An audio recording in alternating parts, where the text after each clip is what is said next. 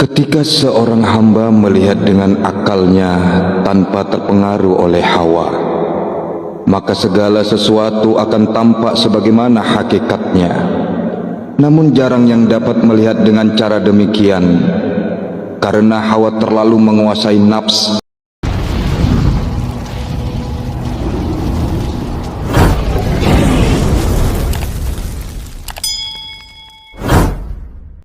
Dan nafs sangat sulit untuk melepaskan diri dari kekuasaan hawa.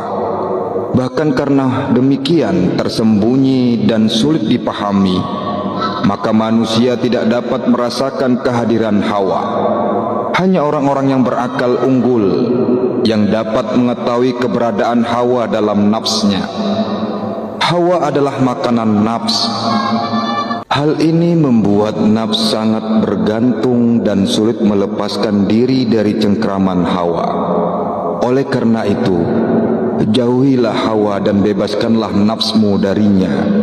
Sebab hawa akan menodai agama dan meruahmu, sebagaimana dikatakan dalam syair, jika kau ikuti hawa, ia akan menuntunmu menuju semua perbuatan yang tercelah bagimu. Jika kamu perhatikan dan beda-bedakan semua peristiwa yang terjadi, maka akan kamu temukan bahwa hawalah yang menjadi sumber segala fitnah dan bencana dalam peristiwa-peristiwa itu. Oleh karenanya, hawa merupakan sumber kebatilan dan kesesatan. Hawa bak minuman memabukkan. Seseorang yang meneguknya akan dikuasai oleh minuman itu dan akan hilang akal sehatnya. Oleh karena itu saudara, seorang yang pandai harus menyadari hal ini dan berusaha mematikan hawanya dengan mujahadah dan mukhalafah. Hakikat hawa adalah kecenderungan pada sesuatu yang batil. Hawa adalah perilaku dan tabiat nafs. Semua kecenderungan nafs pada kebatilan disebut hawa. Hawa terbagi dua. Pertama, ajakan-ajakan syahwat yang terdapat dalam diri seseorang, misalnya berbagai hal yang di atas yang menipu dan menguasai nafs serta diperebutkan oleh manusia. Ajakan-ajakan syahwat tersebut hina dan buruk.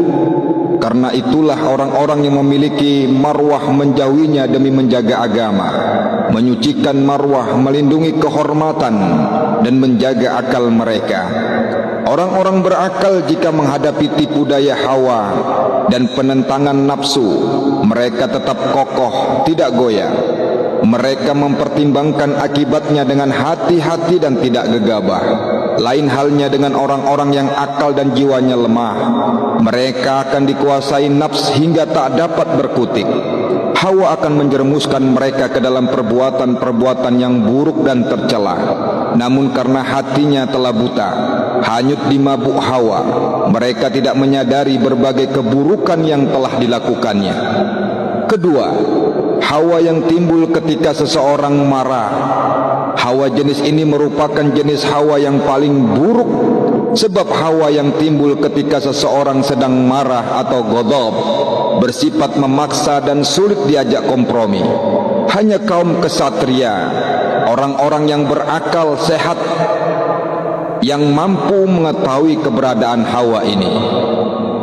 Jenis hawa yang lain adalah perasaan yang timbul ketika seseorang bersikap sombong dan congkak. Jenis hawa ini juga buruk, merusak agama dan menghancurkan amal. Namun pengaruh buruknya lebih ringan dibandingkan dengan hawa yang timbul ketika marah. Hawa yang timbul ketika marah menggoncangkan nafs dan menghilangkan akal sehatnya. Nafs menjadi bodoh. Ketahuilah saudara, marah adalah jenis hawa yang paling berat. Para abdal pilihan memperoleh kedudukan di sisi Allah karena mereka benar-benar menjauhi semua jenis hawa. Sebab semua jenis hawa adalah buruk. Para ashabul haq ta'ala selalu berpijak pada kebenaran. Sebab kebenaran adalah lawan kebatilan. Mereka sadar bahwa seberapa besar mereka mendekati hawa, maka sebesar itu pula mereka menjadi jauh dari Allah. Karena itu dalam semua perilakunya, makan, tidur, berbicara dan lain-lain, mereka hanya melakukannya sebatas kebutuhan saja.